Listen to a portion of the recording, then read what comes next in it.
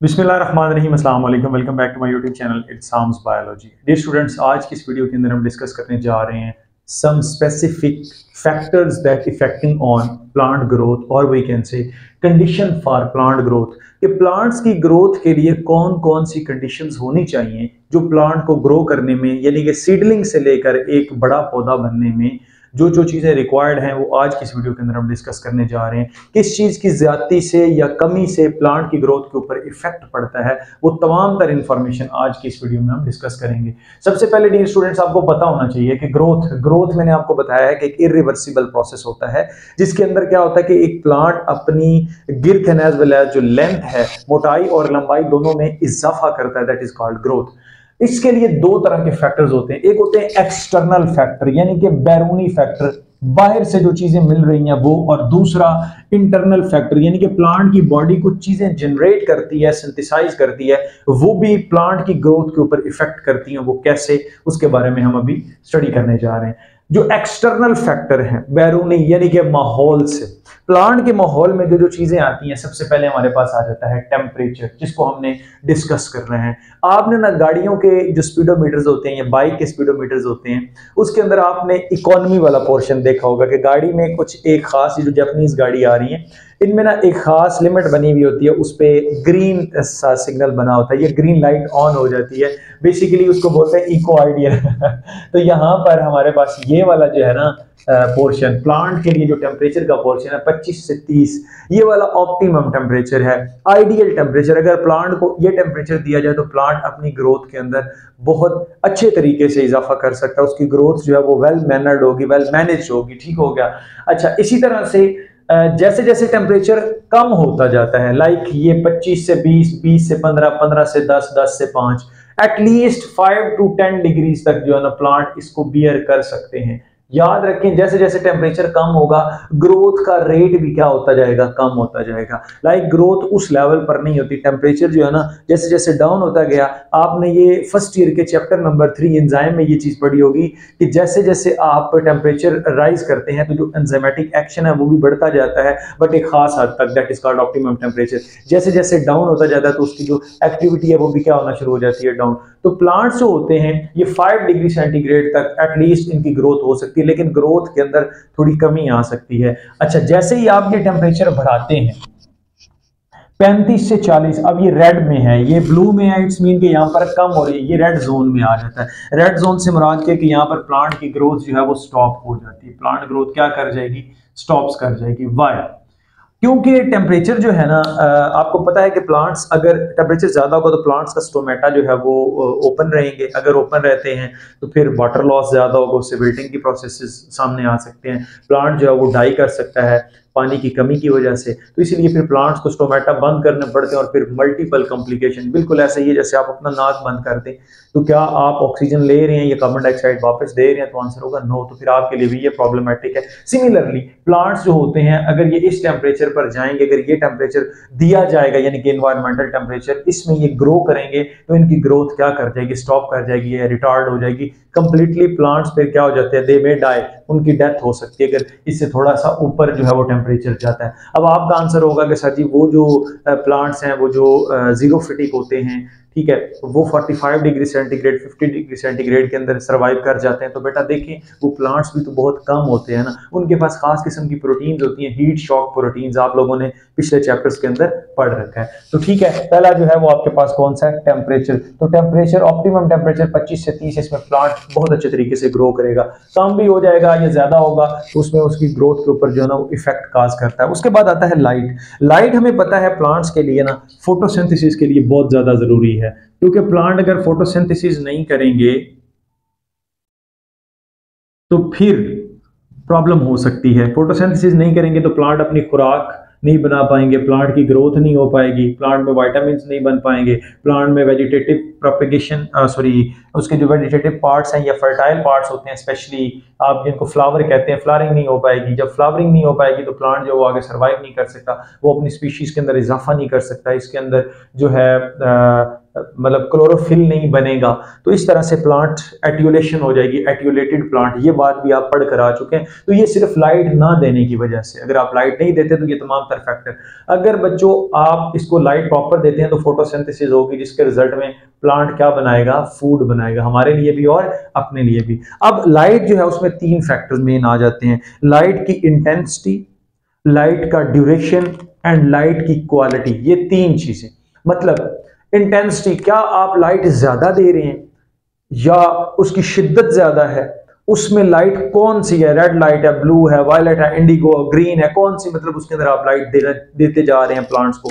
उसके बाद आता है उसकी पीरियड के, आइदर आप उसको ज्यादा टाइम के लिए लाइट प्लांट को दे रहे हैं या कम टाइम के लिए, ये तमाम तर चीजें जो है ना लाइट के अंदर जो है वो प्लांट की ग्रोथ पर डायरेक्टली इफेक्ट करते हैं। जैसे इंटेंसिटी, अब लाइट की इंटेंसिटी आप बढ़ाते जाएं, मतलब सुबह के टाइम पर डॉन एंड डस्क की अगर बात की जाए, वहां पर आपको पता है, आपने कंपनसेशन पॉइंट पीछे पढ़ रखा है, वहां पर क्या होता है कि फोटो सिस्टम गैसियस एक्सचेंज भी प्रॉपर नहीं हो पा रहा होता, जो प्लांट ऑक्सीजन बनाते हैं वही सेलुलर रेस्पिरेशन में क्या हो जाती है, यूटिलाइज हो जाती है। सिमिलरली लाइट की इंटेंसिटी, जैसे जैसे लाइट की इंटेंसिटी बढ़ती जाएगी फोटोसिंथेसिस का प्रोसेस बढ़ता जाएगा। नंबर एक, बिल्कुल इसकी एग्जांपल मैं सोलर सेल से देता हूं। ये जो सोलर प्लेट होती है, अगर सुबह के टाइम पर आप उसके साथ पंखा छोटा 12 वोल्ट का अटैच करते हैं तो बिल्कुल आहिस्ता आहिस्ता चलता है, जैसे जैसे सूरज की रोशनी तेज होती जाती है उसकी भी स्पीड क्या होती जाती है, तेज। सिमिलरली तो ये फोटोसिंथेसिस भी डायरेक्टली प्रोपोर्शनल होती है लाइट इंटेंसिटी के। लाइट इंटेंसिटी ज्यादा होगी तो ऑब्वियस सी बात है फोटोसिंथेसिस का रेट बढ़ेगा। अब फोटोसिंथेसिस का रेट बढ़ने में डायरेक्टली इन्वॉल्व होते हैं सेल। इंटेंसिटी जैसे जैसे बढ़ेगी सेल डिवीजन बढ़ेगी, क्यों जी, सेल को ज्यादा किया जाएगा, जितने ज्यादा सेल होंगे उसके अंदर उतने क्लोरोप्लास्ट होंगे, जितने क्लोरोप्लास्ट होंगे उतनी जो है वो लाइट को एब्जॉर्ब करने की, लाइट को कैप्चर करने की इंटेंसिटी बढ़ती जाएगी, जिससे फोटोसिंथेसिस का रेट क्या होता जाएगा, ज्यादा होता जाएगा। नेक्स्ट हमारे पास आता है क्वालिटी। क्वालिटी में मिसलन हमारी बुक के अंदर जो हमने दो बातें डिस्कस की, रेड लाइट की है, दूसरी ब्लू लाइट की है। रेड लाइट जो होती है वो सेल इनलार्जमेंट करती है, सेल इनलार्जमेंट बढ़ाती है, यानी कि सेल जो है वो लंबे होते हैं, इसका मतलब प्लांट अपनी प्राइमरी ग्रोथ के अंदर क्या कर रहा है, इजाफा कर रहा है। बट जो ब्लू लाइट होती है, अगर ये साथ दी जाए, इसकी इंटेंसिटी ज्यादा की जाए, तो प्लांट की, डियर स्टूडेंट, जो सेल इनलार्जमेंट है वो क्या होती है, डाउन होती है। बट क्या होगा, सेल डिवीजन को ये क्या करती है, प्रमोट करती है, सेल डिवीजन को बढ़ाती है, बट सेल एनलार्जमेंट जो है वो क्या होती है, कम होती है। अगर फॉर एग्जांपल आप प्लांट को लाइट दे रहे हैं, उसमें रेड लाइट नहीं है, तो सेल इनलार्ज नहीं करेंगे, सेल डिवाइड करते रहेंगे और एक मतलब उधर ही रोसेट टाइप रोसेट फॉर्मेशन होना शुरू हो जाएगी, प्लांट कद में क्या रहेगा, छोटा रहेगा। इसी तरह से हमारे पास आते हैं यूवी रेडिएशंस। यूवी रेडिएशन जो है वो क्या करती हैं, सेल इनलार्जमेंट को डाउन करती हैं। अगर यूवी रेडिएशन या यूवी रेज, अल्ट्रावायलेट रेज ज्यादा हो जाती है तो स्टूडेंट्स क्या होगा, प्लांट की जो ग्रोथ है वो भी रिटार्ड कर जाएगी। नेक्स्ट हमारे पास आता है फोटो पीरियडिज्म। पूरे का पूरा टॉपिक मैं पिछले चैप्टर में पढ़ा चुका हूं, वहां से आप देख सकते हैं कि किस तरह से लाइट का पीरियड पौधों के अंदर जो फ्लावरिंग होती है उसके ऊपर इफेक्ट काज करता है, प्लस बड की फॉर्मेशन, ठीक है, इसमें किस तरह से उसको रोकता है या बढ़ाता है फोटो पीरियड। इसमें क्रिटिकल लेंथ के बारे में आप पढ़ते हैं, नाइट यानी कि dark period and light period के बारे में आप देखते हैं। तो सारे का सारा जो है वो किसके ऊपर डिपेंड कर रहा होता है, टाइम ऑफ लाइट। लाइट आप जो है वो दे रहे हैं, कौन सी दे रहे हैं, PFR है, फार रेड लाइट है या रेड लाइट है, ये तमाम दो तरह के फाइटोक्रोम, ये पूरे का पूरा टॉपिक मैंने पिछले चैप्टर में पढ़ाया है। आप वहां पे जाके चैप्टर नंबर 18 की प्लेलिस्ट में देख सकते हैं। तो इसका मतलब ये है कि ये प्लांट की फ्लावरिंग और बड फॉर्मेशन में फोटो पीरियड जो है वो अपना अहम रोल प्ले कर रहा होता है। नेक्स्ट हमारे पास आती है ऑक्सीजन। आपको पता है कि प्लांट्स ऑक्सीजन जो है ना वो एज ए बाय प्रोडक्ट बनाते हैं, ठीक हो गया।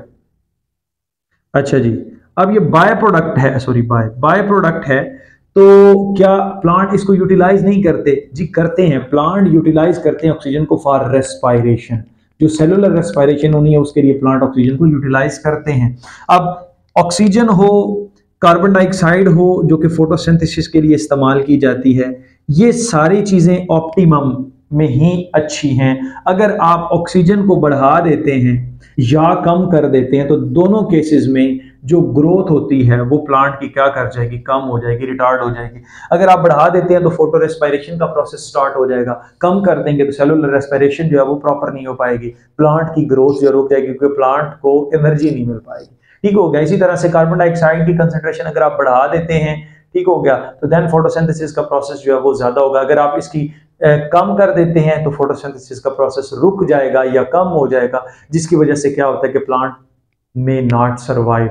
देन हमारे पास आता है वाटर। सिमिलरली वाटर अगर आप देंगे तो ग्रोथ भी ज्यादा होगी, वाटर नहीं देंगे तो ग्रोथ भी क्या होती जाएगी, कम। अगर आप एक्सेस अमाउंट में वाटर दे देते हैं, ड्राउट हो जाता है, प्लांट जो है वो सबमर्ज्ड फॉर्म में रहता है, तो फिर भी प्लांट डाई कर जाता है, क्योंकि उसकी जो एरिएशन होती है सॉइल की, जिससे उसकी जो जड़ें हैं उस तक हवा पहुंचती है, वो नहीं पहुंच पाती, इस वजह से वो जड़ें उसकी खराब हो जाती हैं, जिसकी वजह से प्लांट जो है वो डाई कर जाता है। तो ये तीनों चीजें, न्यूट्रिएंट्स भी, न्यूट्रिएंट्स आप देंगे तो ग्रोथ भी ज्यादा होगी, न्यूट्रिएंट्स नहीं देंगे तो ग्रोथ भी कम। लेकिन अगर आप एक्सेस अमाउंट में न्यूट्रिएंट्स दे देते हैं तो फिर भी प्लांट की ग्रोथ क्या हो जाती है, रिटार्ड हो जाती है, या प्लांट में डाई। फॉर एग्जाम्पल आप एनपीके दे रहे हैं, एग्जाम्पल दे रहा हूँ एनपीके, आप ये प्लांट को चाहिए एग्जाम्पल फॉर एग्जाम्पल ये 5 मिलीग्राम चाहिए, सही है, एक टाइम के लिए। आप उसको एक टाइम के लिए क्या दे रहे हैं, 100 मिलीग्राम दे रहे हैं, तो ये प्लांट से एक्सेस हो जाएगा और इसकी वजह से भी प्लांट जो वो सड़ जाता है। आपको पता होना चाहिए, प्लांट की ग्रोथ रुक जाती है, द प्लांट में डाई। उसके बाद हमारे पास आता है इंटरनल फैक्टर्स। इंटरनल फैक्टर्स में हार्मोन्स आ जाते हैं। पिछला चैप्टर नंबर 17 में आप कंप्लीटली हार्मोन्स के बारे में पढ़ चुके हैं, जिसमें हमारे पास इंडोल एसिटिक एसिड है, जिसको हम ऑक्सिन का नाम भी देते हैं, ठीक है। इसके बाद जिब्रेलिक एसिड है, इसके बाद साइटोकाइनेंस है, ठीक है।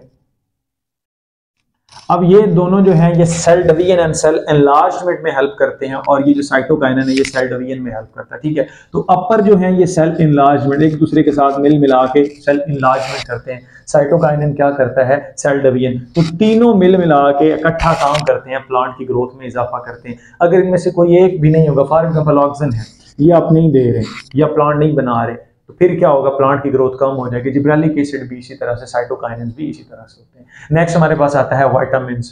विटामिन्स जो है ना, अब प्लांट बॉडी खुद इसको सिंथेसाइज करती है। कौन सी बॉडी, प्लांट बॉडी में लिख देता हूं, प्लांट बॉडी इसको खुद सिंथेसाइज करेगी और इसकी सिंथेसिस के बाद इसको डिफरेंट कोफैक्टर्स बनाने के लिए इस्तेमाल करती है, ठीक है, जो कि आगे एंजाइम के साथ लिंक करते हैं।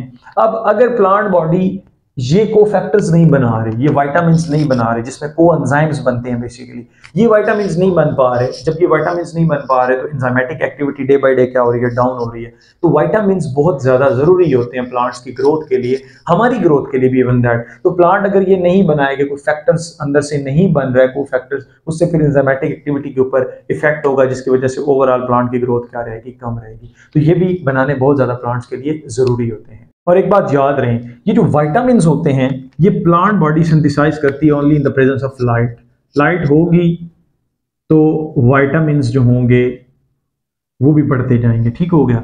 अगर आप लाइट नहीं देते तो डार्कनेस की वजह से विटामिन्स जो हैं वो प्रोड्यूस नहीं होंगे। जब ये प्रोड्यूस नहीं होंगे तो प्लांट की ग्रोथ कम होगी। सो डियर स्टूडेंट्स, मैं उम्मीद करता हूं कि आपको ये मेरी वीडियो अच्छी लगी होगी। Stay connected, thank you and Allah Hafiz.